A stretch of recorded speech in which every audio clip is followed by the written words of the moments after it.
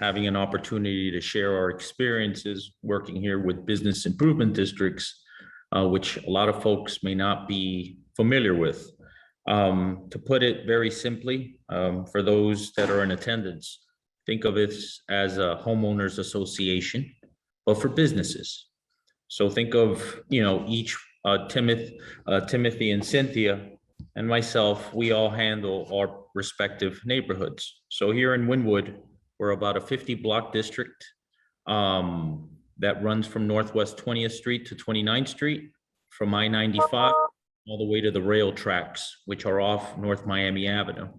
And this was primarily a warehouse district that unfortunately suffered the effects of the Walmarts and the Targets of the world.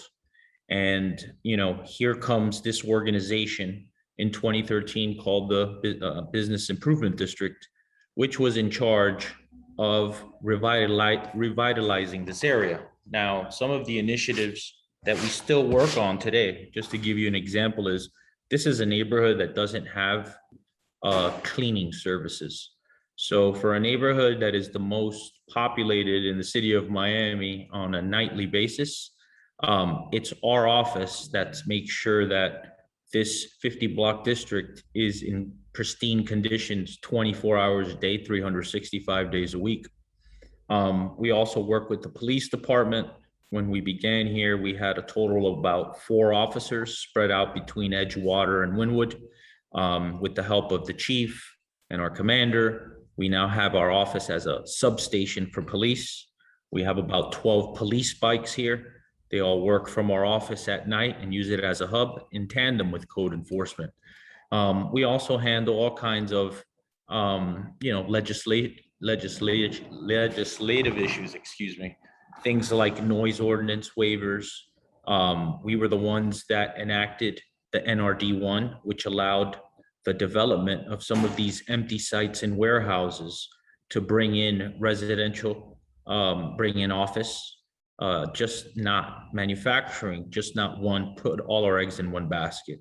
So as of right now, these are some of the initiatives, high level. I'll talk a little later when we're talking about train stations and streetscape. But in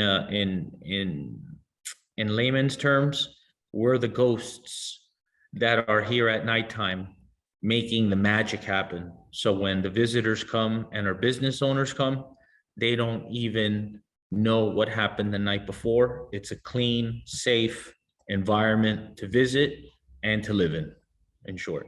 Thank you. Cynthia, how about you tell us a little bit about Coconut Grove Bid and your role there? Yeah, so we're located south. We're the historic district of Miami for the most part. This is where Miami started. And we're a waterfront village, basically. With that being said, we're not quite 50 blocks. We're about 14. And we've got people that are we're surrounded by a neighborhood of extremely engaged citizens here at the local level. So like Manny, we're a little bit more like the Wizard of Oz. We're that person behind that curtain that's kind of like pulling all the levers and making things happen behind the scenes in a way that we're an added level to what the city can provide. So the city's not going to be able to, the municipality to provide the level of service that the Coconut Grove bid and the Wynwood bid and the Lincoln Road bid provide to our local neighborhoods and businesses. Thank you. And Tim. Hello, Chris. Nice to see you. Nice to see everybody on the call. So Lincoln Road is a particularly interesting place. The bid manages the 8-block pedestrianized area of Lincoln Road, north and south between 16th Street and Lincoln Lane North, 17th Street. And Lincoln Road's history is one of the more interesting parts of it. Lincoln Road was created in 1912 by Carl Fisher, and it ran from the ocean to the bay. And he named it Lincoln Road 47 years after the end of the Civil War, when South Florida was still, deep into the Confederacy. And it was 1912 that he named it after Lincoln. In 1913, when the city of Miami put up its first memorial to the Confederacy. So when I think of Lincoln Road, I think of it as a place that is disruptive of the current thoughts, and it has manifested that throughout time. What the bid does on Lincoln Road is it provides a voice for the property owners, and it provides like entree into the city, where we work very closely with our city partners, whether it's the police, the fire department, public works, and we can communicate the issues that exist on Lincoln Road to the city. The other thing that we do is we communicate to the general public through our marketing and PR teams, things of interest on Lincoln Road, developments, and what's coming into the future. And then finally, what we do, and we do an awful lot of, is we promote events. And we're coming into our heavy event season now, as is everybody in South Florida. So beginning next weekend and moving on through April, we'll be busy on Lincoln Road with events. And if you want to find out about them, visit lincolnrd.com and the events will be listed there.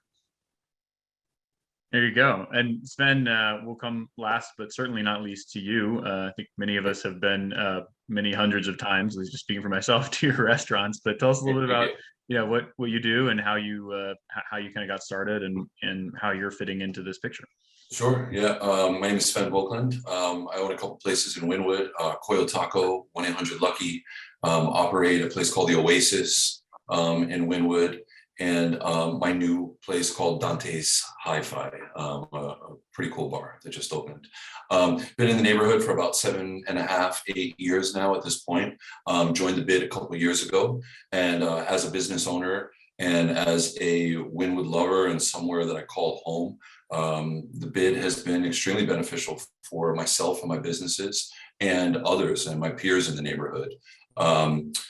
Yeah, I mean, I can go through all the ways that the bid has helped, but I'm sure we'll cover a lot of that on this. Yeah. Awesome. Yeah, I think that's actually a great place to start, and I'll bring it back to you, Sven. I wonder if you could tell us a little bit about, a couple of examples of ways in which you've sort of interacted as a business owner with those business improvement districts, and the role that plays. I think one of the questions, and Cynthia really mentioned this, one of the things we hear a lot is sort of folks wonder, well, why isn't the city necessarily providing all of that, or what's the difference there, right? And it can get pretty technical. So I wonder if you could walk us through, as a business owner, some examples of places where you've had that interaction, or what that's like. I think the easiest and the quickest response, as I'm thinking of this, is it's a focal point for all of us, for all the business owners and people who call Wynwood home, to go to, from times of Zika through the pandemic, to needs that we have in the neighborhood. For if something is broken in front of our business, or if there is somebody setting up shop in front of one of our businesses, at least we know where we can go to and receive immediate response and answers in a timely fashion. Manny is a partner to all of us in the neighborhood, and from hey, there's mosquitoes, there's water resting in front of my business, can you send someone to help? Or there's a hot dog man who popped up a cart directly in front of my business, and it's really affecting myself and my neighbor. What is the right way to handle this? It's a focal point for us to get answers, and through COVID, the bid really stepped up and helped a lot of restaurants and bars by getting us outdoor seating when we weren't able to utilize indoors, and a common listening and a springboard for all of us when in such unknown times when COVID hit, to go to and get answers of what's next and what is the news and when can we be open, and that's been very beneficial for me, and I know for others also. Yeah. So let's talk a little bit about the pandemic and sort of the role that that's played. I think that's a great example for folks. I'll sort of open it up. Manny, Cynthia, and Tim. Any examples or sort of pieces of work over the course of the last couple of years that you all want to speak to in terms of the way you've been interacting and what that looks like, and some of the roles you've played in those neighborhoods. Well, Lincoln Road, because of its design, was prepared for the pandemic because it's primarily a pedestrian place outdoors. And we were able, during the pandemic, to take advantage of that, to provide a clean, safe, and healthy environment by spreading out the cafe tables on Lincoln Road so that they were appropriately socially distanced. And we were also able to pursue activations that would engage the public while making them safe. And, you know, the primary one that comes to mind is the 7 Deadly Sins done by the Colony in the 1100 block, where all the performances took place behind vacant store windows with the audiences sitting out in chairs in front of the windows, listening to the performances on headphones. It was marvelous and recognized by national theater organizations. We had opportunities to work with Miami City Ballet, who needed more space for their dancers to work out, not necessarily to rehearse, but to work out. And they were able to move into a Lincoln Road space 35 years after they had begun on Lincoln Road. And as a result of the pandemic, and I'll finish on this note, people were allowed to do things during the pandemic that they wouldn't be able to do normally. So the dancers from the ballet, instead of dancing their traditional repertoire, were able to choreograph their own dance pieces. And they were able to perform those dance pieces publicly, and they did so on Lincoln Road and in a variety of locations around the city. And I think that when we look back on the pandemic, there are going to be these things like Manny and Cynthia finding places for people to, you know, shut down a street and give it back to pedestrians, and to put tables and chairs out for the restaurants that are going to live with us for an awfully long time because they're just a good idea. Yeah, so I could jump in on that and segue in relation to Coconut Grove bid. We didn't have those street closures. However, we were able to close down temporarily Fuller Street and line that with picnic tables and find ways for the parking spaces to be turned into outdoor cafes, which was, you know, policy that thankfully the city of Miami worked with us on. So there was a tremendous amount of initial effort toward the restaurants. The recovery plan for us has been largely trying to find ways to uplift our businesses during challenging times. And so we call that, you know, recovery, if you will. Part of it has been toward the restaurants, but we also had to find creative ways to work this into retail as well. So with the restaurants, we had what is called the Grove Stove program, where we hired the restaurants to make meals for residents that were having a rough time in Coconut Grove, and we partnered with our local food banks. So what happened was we had this wonderful reciprocity between keeping these restaurants financially moving forward and their workers working, but also feeding people that might not have work during that time. From the retail perspective, we realized we really needed to level up and get them on par with our restaurants.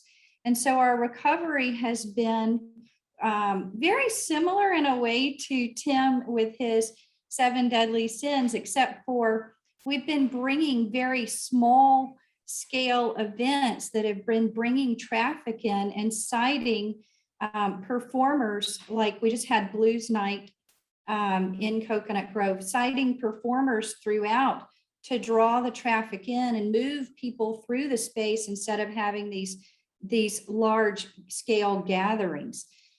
We've also, during those events, purchased a great deal of gift cards from the retailers as a way of making sure that they're staying supported during these times. And we would give out these gift cards during these events. So our efforts have been largely geared toward finding ways to support our businesses during this challenging time. Here on Wynwood side, like everybody else's experience, we have different battlefields, so we have different strategies. In regards to Wynwood, it was a phenomenon on the positive side because of the forethought of the folks that plan this neighborhood, to always keep it low scale, always have an outdoor component to indoor component.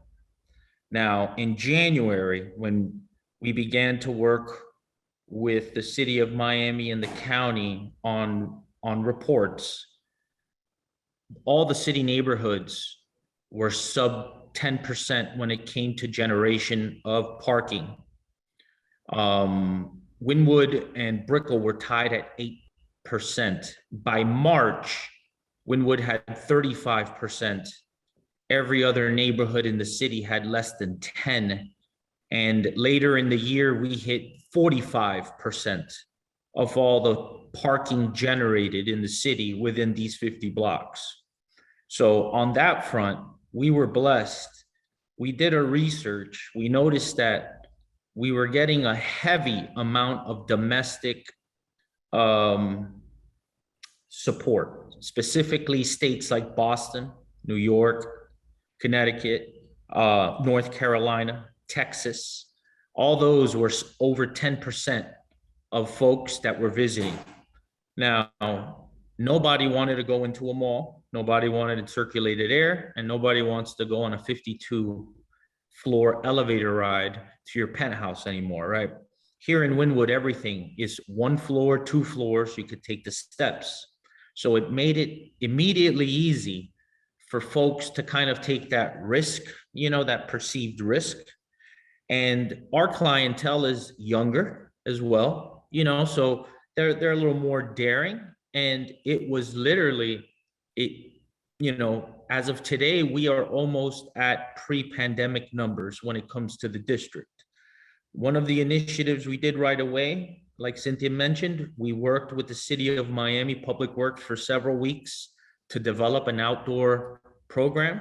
We were the first district to install barriers with banners at KYU. They're still there right now. We funded a total of 19 restaurants, which cost us over $120,000 that was unbudgeted.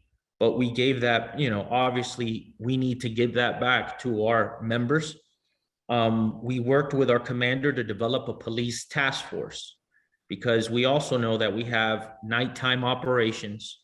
And in order to work successfully as a team, we all had to abide by the same rules. So the commander and his team would come in, social distancing, not abide. They would, you know, let people get out, make the space, but at no time was anybody shut down. We also were the first to relocate employees of Jackson to Domio, which was, it's one of our short-term hotels here in Wynwood.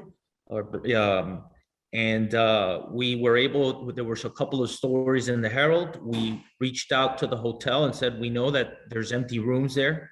Some of these folks are scared to come back home, you know, and it was very volatile. And sure enough, we were able to fill that up immediately, talking to the CEO of Jackson. And they made that happen within a week. And, you know, we're now working on grants that were just opened this for this fiscal year, 10-1.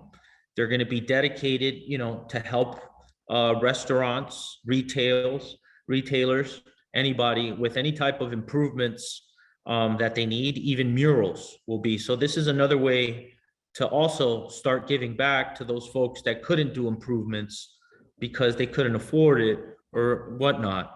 But in short, you know, that was kind of like our recipe for, you know, enduring this pandemic.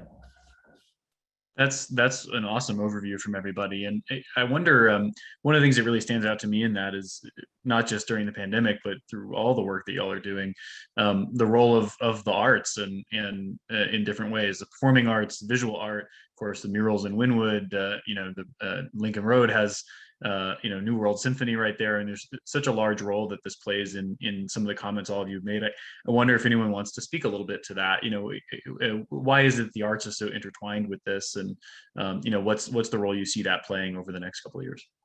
Well, if I may, just real quickly, I forgot to add, one of the key components we also did is we sponsored a grant to our 2 museums in Wynwood, which was the Walls and the Museum of Graffiti. And it's no coincidence that when the walls opened in December, that was the January that we were at 8 at 8 with every other neighborhood. And I mean, every month after, we were just jumping 10 percentage points. There's something about art, it's free. You don't have to know the language to understand it, right? You have your own interpretations. And as being the largest outdoor collection of murals, in the United States and maybe some parts of the world, it was almost beneficial for some of these folks to come in and not have cars parked there and take pictures of the full-fledged murals, which you can't do after 9 a.m. on any day in Wynwood. So arts is almost like that low-hanging fruit, that if it's done right, it's curated right, and you keep advertisements out of it, which is one of the big fights that we have, because through our success, corporate America wants to come and hijack our walls, and we work with the city to implement a 24-hour removal program. But it's no coincidence, I know of 6 different cities coming to visit us in the next few weeks to try to mimic Wynwood. And unfortunately, it's not a checklist, but arts, and I think everyone is figuring it out now, it's the lowest hanging fruit that you could bring to a consumer without having to spend any money. And then from that leads to, let's go eat, let's go get something. But art always changes, and it's the easiest way to bring people and attention to somebody. Cynthia, Tim, and then I'm going to come to you, Sven. So, Lincoln Road is anchored on the east end by the New World Symphony, America's Orchestral Academy, and then on the west end by Miami New Drama. And then in the middle is Ulite Arts, which everyone who has been around for a while would recall that they were originally the Art Center South Florida. And in the numerous manifestations of Lincoln Road, Art Center South Florida is one of those that drove the messaging of Lincoln Road for years. And art has always been in sort of the DNA of Lincoln Road. And we can continue to pursue it now, through partnerships with Art Center South Florida, the New World Symphony, Miami New Drama, and just the opportunity to create interesting events in the public space. There are any number of things that make a public space work, but the primary goal that everybody is after is this thing called triangulation. And when you do something in a public space where 2 complete strangers will strike up a conversation because of what they've just seen. And our goal on Lincoln Road through arts and culture is to create that sort of triangulation on a daily basis. If I can get people to say, wow, I've won. I love that. I have been both inspired by Lincoln Road and Wynwood, but we've done things with a little bit of a Coconut Grove twist. So we do have murals throughout the Grove, but our murals are mostly geared toward showing different kinds of animals. So we've got peacocks and jaguars and manatees and lions and Florida panthers and everything you could imagine. And as we traveled through the area, we realized there was a theme. So we started to look at we've got a hashtag on our social media right now, Animals in the Grove. And we're in the process of developing a coloring book for adults and children that sort of shows all the animals in the Grove. The other thing that we're kind of turning on its head is, instead of being an indoor museum, we're looking at being an outdoor museum. We've got a lot of sculptures throughout the area, and we're the home of the Coconut Grove Arts Festival. So all these things coming together are really fun, and just in terms of being able to be in the most walkable space in Miami, but also being able to move through and see all of these moments that are delightful to children all the way through from 8 to 88, basically. we also have been having a bit of a squabble going on between the city and the county over what should happen with the Coconut Grove Playhouse. So instead of getting all in the thick of that, I decided that it might make the most sense to turn our streets into our playhouse. So we're creating these small theatrical events that move people through the space using music. And we're going to be hosting the Miami Symphony Orchestra, who will be playing in Peacock Park for free on the 20th of November and quarterly here in Coconut Grove. So we're really just trying to create ways to really like have human beings occupying the street in a fun and theatrical way. And I think that if we hadn't had the pandemic, I don't think we would have been so creative. So Sven, let me bring this to you. And as a business owner, is this something you think about? Does it influence your decision making? You know, how do you think about the role of this sort of artistic, this artistic work? Yeah, I think it really helps define a neighborhood. I mean, without arts and culture, I mean, it's I think that's a big piece on what makes great neighborhoods. It's one of the reasons why I chose Wynwood in the first place, because it's dear to my heart and very close to me. Arts and culture, music, entertainment. I think that's what makes our neighborhood great, is because we're so at the forefront of it here in Miami and in the United States. That's why I fell in love with it. I feel that's why we have so many tourists and such a high amount of foot traffic and people coming through. There's a lot to look at. There's a lot to do. And I think that's a big piece for a business owner in the neighborhood. Yep. So I want to go to a question that we got in over the Q&A. So Frankie asked, how would or can local artists get involved in assisting to create artwork for these communities to help with growth and beautification, murals, other forms of artwork? How can local artists become involved with what y'all are doing? I would say send us your portfolio or reach out to us and send us a portfolio, because we're always looking for ways to beautify our neighborhoods in a variety of different ways. The city of Miami also has the art and public places, as well as the county has their cultural affairs. So really getting your work in front of the municipalities is another way to create opportunities for yourself as a creative. Well, here in Wynwood, I would recommend whoever send me an email, Manny, MANNY @wynwoodbid.com. I'm sure here it's more of a non-formal process that's been formulated through time, which is you have a property owner. You approach the property owner and you say, sir, I would love to put this on your wall. Property owner says, hey man, I mean, that's great. This is beautiful. You would then submit a mural submission form to the Wynwood bid. The Wynwood bid would then have the owner sign the form to ensure that there's no advertisement component. And if, whoever that was that sent that question, I'll be more than happy to put you in contact with property owners, because we're always looking for more local artists in the area. And we have over 260 curated murals, not counting just, ones that are these are real legit murals, and we have space for many more. So I welcome you reaching out.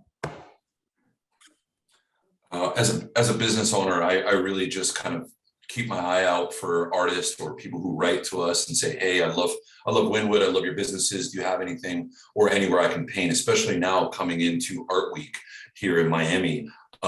This is when it really ramps up. And, we have a lot of requests from artists, and we also source our own. We really look at people that we like and ask, hey, are you going to be here for Miami Music Week? I have a beautiful wall for you.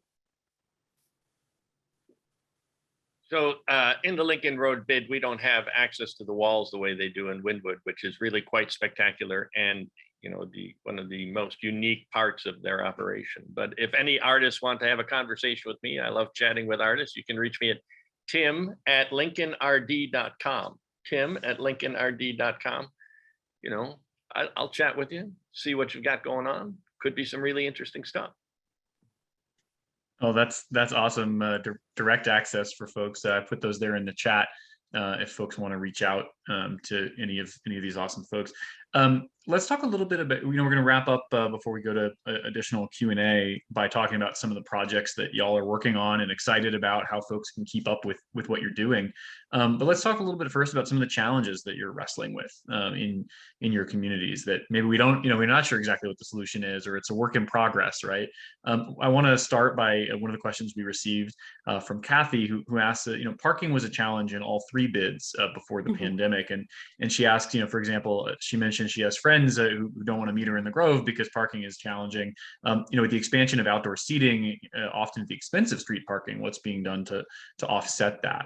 I don't know if folks want to speak to this. And this is a kind of recurring challenge, right? Of sort of, there's a balance between parking. We have a very car-oriented community, and yet also this, desire, I think all of us, many of us support to sort of make things more walkable and activate the space in different ways. So how are you all dealing with this? And then Sven, maybe I'll kick it to you for the business owner perspective on parking, the perpetual question.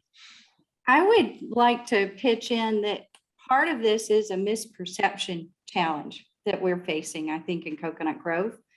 We have parking at the Playhouse parking lot. We have parking at Coconut Grove, at Coco Walk, rather. We have parking at Florentine Plaza. We have parking under the Mayfair. And we have parking, not only, this is in addition to the on-street parking. We also have the new Regatta Harbor parking garage that's run by the MPA. I can tell you that particular parking garage is a short walk. I lived in New York City for many, many years, decades. And what I found is that it was nothing for a New Yorker to walk, 4, 5, 6 blocks, 8, 10 blocks. That was normal. And their weather is insanely hot in the summer and stinky. And the winters are brutally, brutally cold. So I can say from our standpoint, we've built out a new parking map to let people know where the parking is. We are also working on a video that is going to be kind of funny. It's going to be sort of, kind of a fun family vacation style video that shows people where all the parking is currently in Coconut Grove and kind of makes a little joke of it. We also are doing zany things like providing branded umbrellas to our retailers so that if someone gets caught in the rain in the middle of, June or whatever, they get a branded umbrella to help them get to their car. So short of putting racks out there in the parking spaces with 4 or 5 cars stacked on top of each other, which will never happen.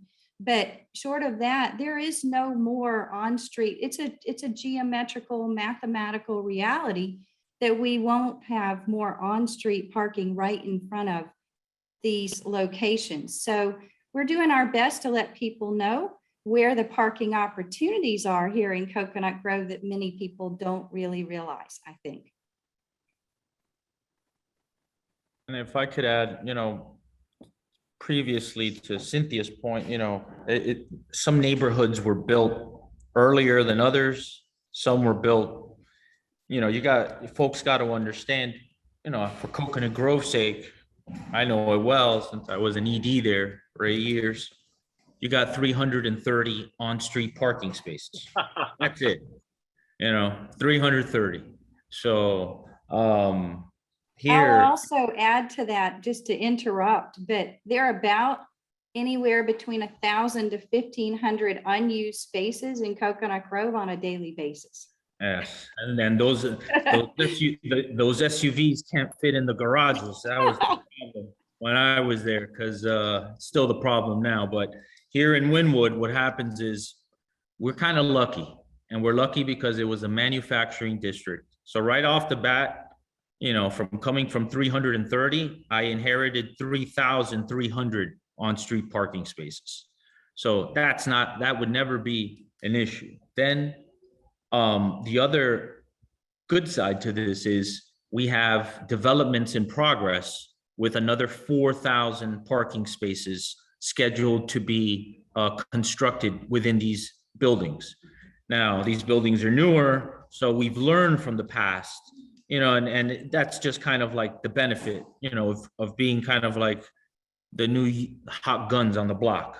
You just get to, so, when it comes to parking, our problem isn't parking. Our problem is how do we get all these people into Wynwood? Wynwood is a place that is not direct.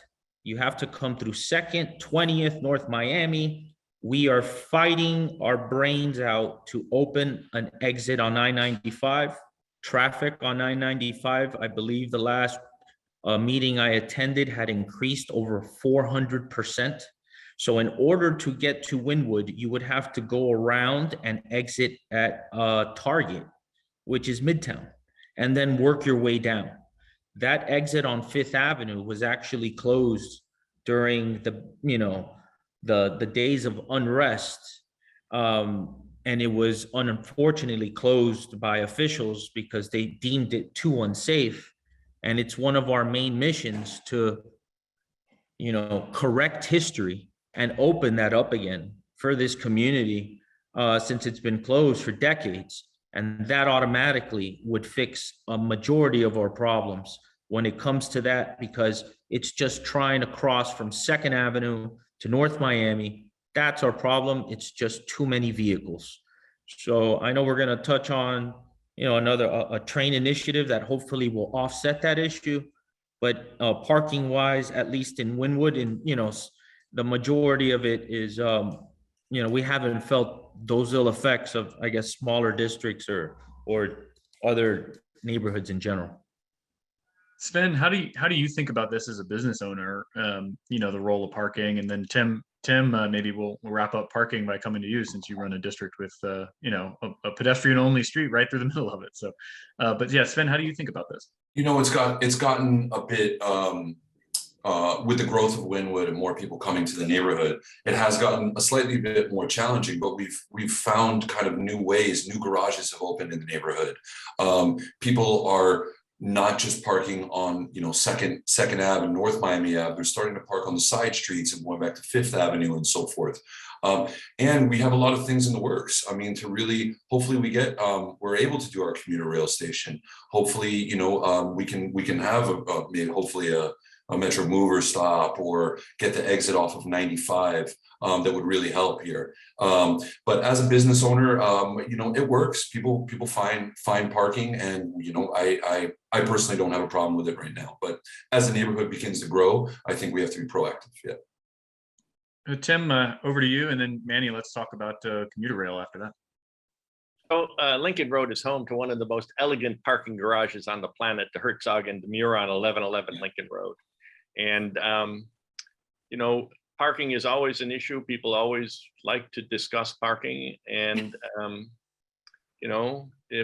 I think that with the rise of Uber and alternative methods of traveling around the community, and as a member of Transit Alliance Miami, I think we need to look at alternative methods other than our personal cars to get from one place to another, which I think is a great segue to Manny and his train stuff.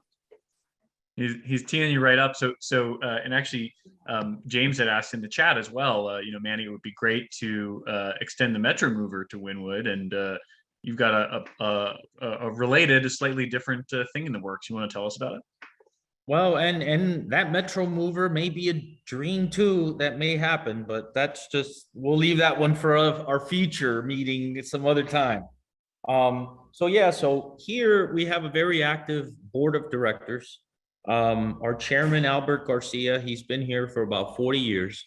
And, he understands this neighborhood, better than most of the people here, because he's seen it from industrial to now.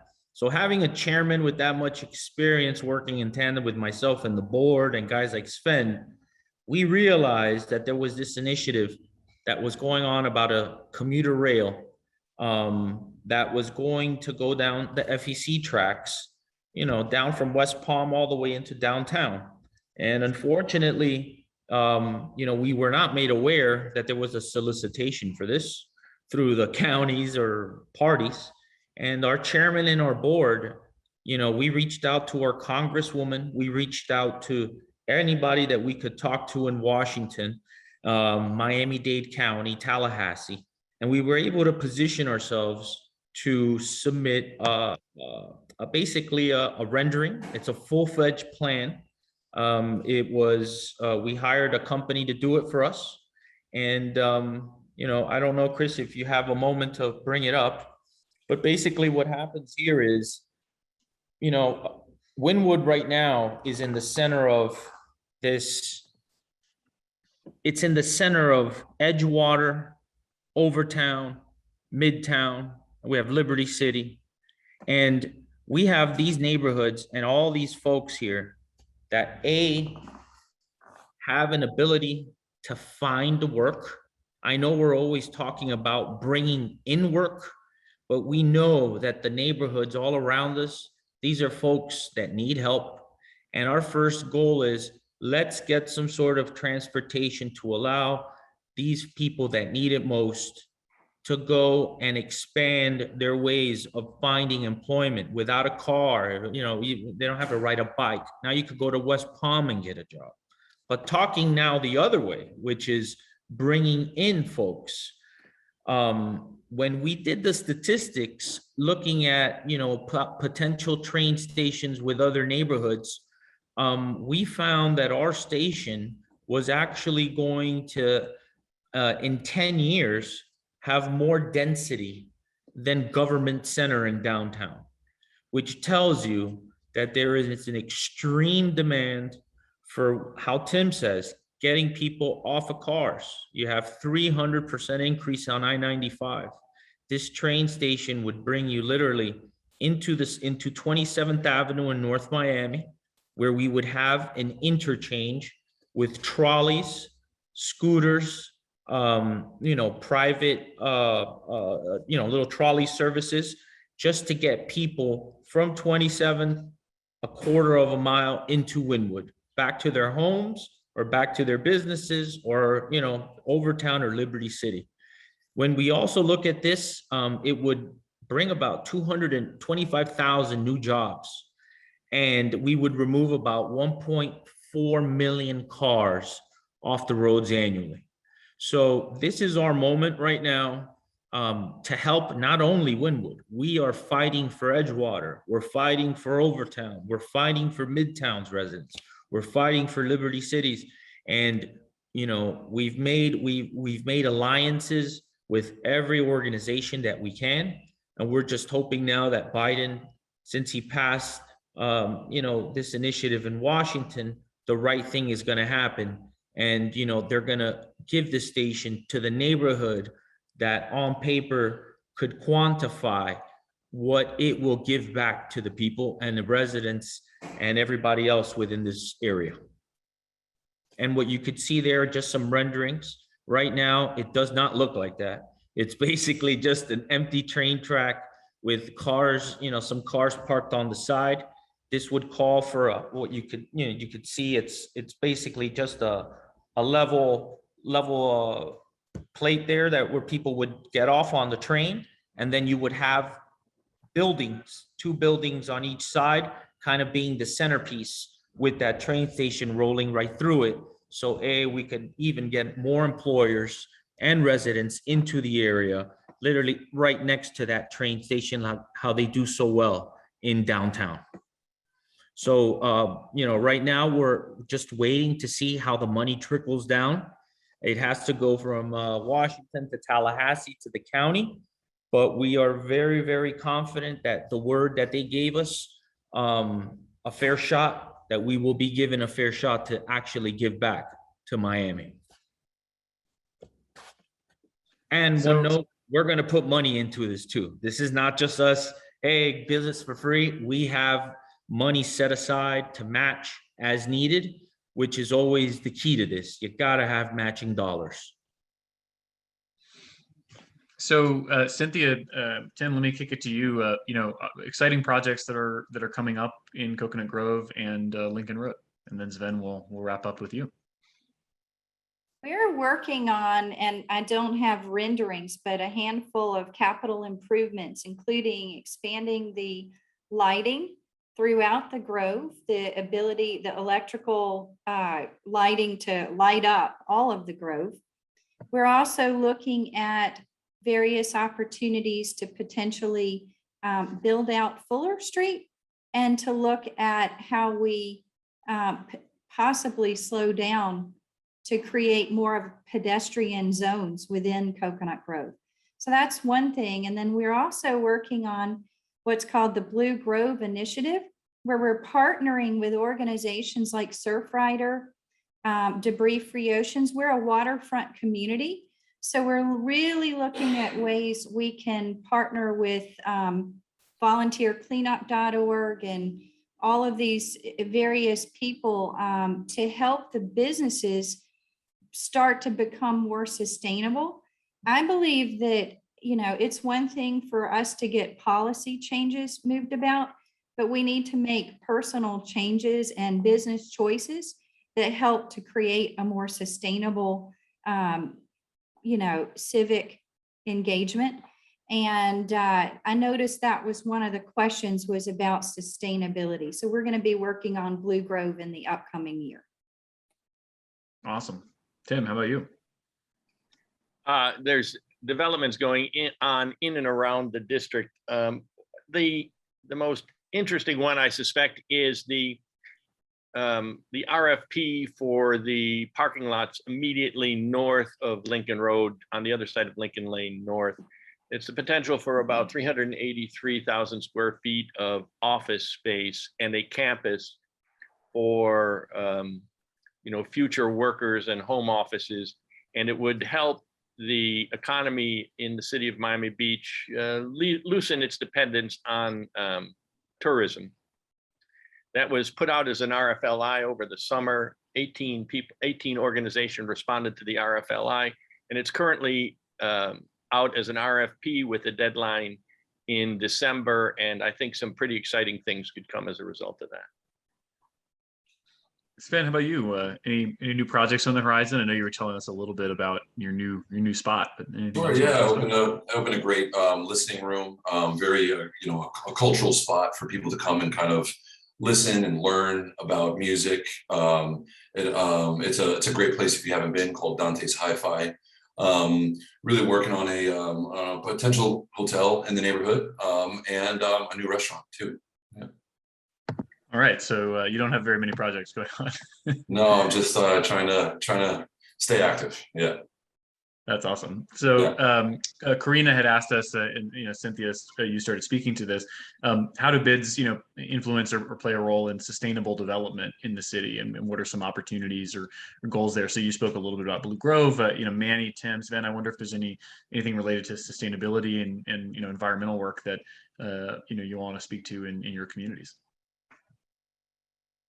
Well, one of the things, Chris, that we had to deal with, right off the top in the early days of Wynwood's development this was a manufacturing site. So right off the bat, there were a lot of car repair, engine repair, things that aren't conducive to good ground, conditions or water conditions. As all these developments have come in, literally, these sites have all been cleaned out. This is all the stuff that literally hits our basin underground. We've also been working with the city because our drains actually literally go straight into the bay. So, we've been trying to educate our merchants. We have a network of security cameras in the area. And we actually follow through on illegal dumping, specifically the oil that people dump in these drains. Now that we have this open kitchen initiative in which, you could open a kitchen, on an on-site, off-site place without a grease trap, and we're trying to get ahead of these things because these things, some people don't think of it. We also have, the WDRC, and the WDRC is the Wynwood Design Review Committee. And this is a committee that basically before you come to Wynwood, you have to approach them and show them the plans. If it's something that doesn't seem Wynwood enough, if it's something that doesn't have the character, it doesn't have the industrial, character we want to preserve. It doesn't have, basically basically the characteristics of what we want in Wynwood. That is basically our firewall. And this group is the group that basically then works with the city to bring up any issues that they may see with this development. If it's too much parking, too little parking, not enough access for, utilities or for trash or for, where the restaurants and the grease trapped. So it was a lawless neighborhood when it was manufacturing, because that's the nature of that industry. And now, with all these new developments, we even have our first LEED building on 5th Avenue, which is 545 Wynn. And I would expect more LEED buildings coming into the area, because that's the trend, and that's what these new businesses and people coming into Florida want. So in short, that's just some of the initiatives that we've been doing. But then again, we have to count on our partners that are the county and the city, which are the real ones that hold the weight on this. We could only enforce the rules and we could only, help them. But when it comes to official, capital improvement works and things like that, we need to count on them. And sometimes finding funding for some of these initiatives is a little hard. We just did it right now on North Miami. The drains were going straight into the bay without being processed. They did North Miami, and actually now the water, before it goes out to the bay, hits a processing little sector, so the water isn't as dirty as what was coming out of here in the 90s, which is probably, was spurring all those wild animals in the bay there, back then. But we're all good now, and that's just a little summary of what we do. Tim, how about you? So, the city of Miami Beach has been on the forefront of sustainability and environmental responsiveness since, I don't know, as far back as I can remember. And there are partners in all the development that takes place in Miami Beach. And the projects that I just referenced would be a public-private partnership on city property. So I can assure you that sustainability would be on the top of the checklist for things that, you would imagine have to take place. So Marshall has asked us in the chat what I think is an awesome closing question, which is, if money were no object, what would you do to improve your business community? So let's start with you, Tim, because you're first on my screen, and we'll go to you, Cynthia, Manny, and Sven. And we'll kind of wrap up any other closing thoughts you have on this in answering that awesome question from Marshall. I think it's an interesting question, and I'm going to tell you it's an unanswerable one, because there's like three things money can't buy, or two things money can't buy: true love and homegrown tomatoes. And what you need with a neighborhood like this is you need to create a sense of its importance to you personally, and that you can't buy that. You create that through this ongoing efforts of public space management, where every time somebody comes to your district, the streets are clean, they feel safe, it's a well-lighted, comfortable space. And so, what money, it's not about money, it's about commitment and efforts. For me, I don't know, I suppose there's somebody out there who's going to say, oh yeah, for money, you can do this. Go ahead. Oh, I have a ton of ideas.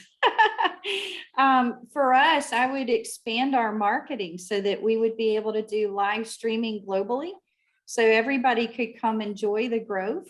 And that would include fitness programs that we're doing outside to, all sorts of moments along the way.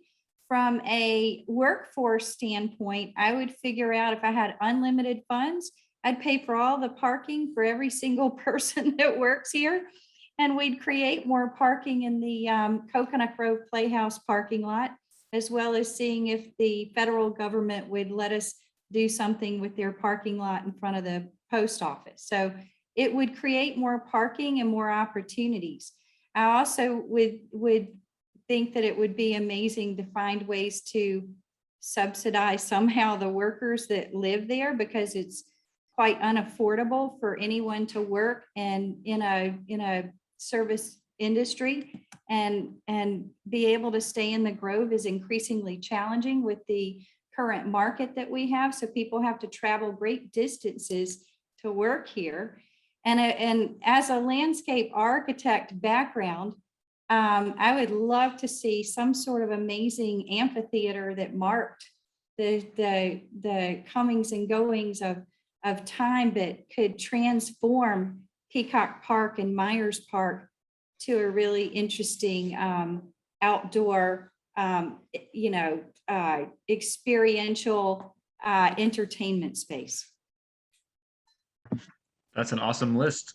Sven, let me go to you, and then Manny, I'll go to you, and you can give us your closing thoughts as our co-host here. I echo Tim to some extent here, that money really can't buy it all. I think Manny and Albert are doing an amazing job in the neighborhood, and any wish or want that I've had has been brought up, addressed, and handled. So I don't know if we can throw money at wants and wishes here. We're on the right track of putting everything in place that the neighborhood needs and wants, and I'm satisfied. I've been racking my brain since we started this question of what could money buy, but everything that I've thought of, we've addressed. Yeah. Well, on my end, since we're in the wishing well today, first one I would do is I would love a concept of some sort of rent control for businesses that have been in Wynwood a long time. Like with every type of success, you buy a house in a subpar neighborhood, the neighborhood goes up, you sell your house, the next guy comes in, now the rent is higher, right? If there was a way that, the city, the county, someone out there, could incentivize mom and pops to stay, because of successes of neighborhoods and then being priced out, that would be glorious, but that's a problem for every neighborhood, not just Wynwood. Second one I would do is I would create some sort of tech initiative, some sort of program to bring tech to Miami. I was on a call with Beacon Council yesterday, and I saw that Doral, Miami Beach, every city has some sort of incentive to bring tech here. When I say incentives, I mean financial. Here in the bid, we meet with every tech CEO that comes in, and we try to help them, and we try to give them all the positives. We're 16 feet above sea level, we're central, you'll never flood, we got demographics, but I can't get a nickel from my city to try to bring some of these people in here. That's number two. And then number three, free rail. If that commuter rail service came, I would give free rail for the folks in Overtown, Liberty City, and Wynwood Norte. The guys in Design District and Midtown Edgewater, they could afford the buck, whatever. But you know what? It's these people, every penny counts. And if I had some sort of ability to subsidize that, or exchange it, to change lives and have people go to work every 5 days a week without having to pay in West Palm or Broward, I mean, it adds up. And again, these are for the big guys that get paid a lot more than us to step up. But that's just my thoughts for little old me, man. I'll echo you on the supporting the mom and pops. I've been traveling quite a bit looking at various examples, and the bids that are the most empty have given up the real estate to the highest bidder, if you will, or maybe not the bids, but the property owners. And when you lose those local makers and the local small mom and pops, you lose the essence of that neighborhood and what makes that locality special. So I would love to find ways to support the local mom and pop shops, so we don't lose the treasure that they bring to our neighborhoods. That's very well said. Manny, any closing thoughts for us on this panel here today and what comes next? Well, Chris, I want to thank you, for taking the time to give the folks in attendance a little background on bids. You got to understand power is always in numbers. You will not change anything on your block if your neighbor's not on board and the guy on the left is not on board. And a bid is this basically machine that makes everybody sit around a table once a month and break bread. And those inner fiefdoms that are created within these neighborhoods, the walls are broken down and now it becomes just one kingdom. So if there's anything out there, folks, these bids have been around since the 60s. New York has a bid probably in every block. Walt Disney World is run by a bid. So it's a very big industry, but not a lot of people know about it. And specifically here in Miami, where we're the poorest big city in Miami, what better way for other neighborhoods in this area to put their destiny in their own hands and not wait for the white horse to come, which ain't never coming, and just do it themselves. And if there's anything that comes out of this, folks, is you got to do it yourself. Don't wait for anybody. They're not coming. We have to just fight as a group and as a team. And hopefully this is just an example for those that are listening that big things are possible when everybody's in the same frequency. What an amazing note to leave it on. And yeah, from the perspective of us over at the New Tropic, thanks for having us involved in this as well. That's always been our goal, is how do we help people get involved in their city and stay on top of what's happening. And one of the reasons we like the conversation around bids so much is just plays a huge role in how our neighborhoods develop. And that's something we hear about from folks every day that they're tracking and interested in and really passionate about. So thanks for giving us this window into that. I'll also note for all the attendees that each of these bids, as well as what Sven is up to with his restaurants, all have awesome email lists and social media accounts. So would encourage everybody to check those out.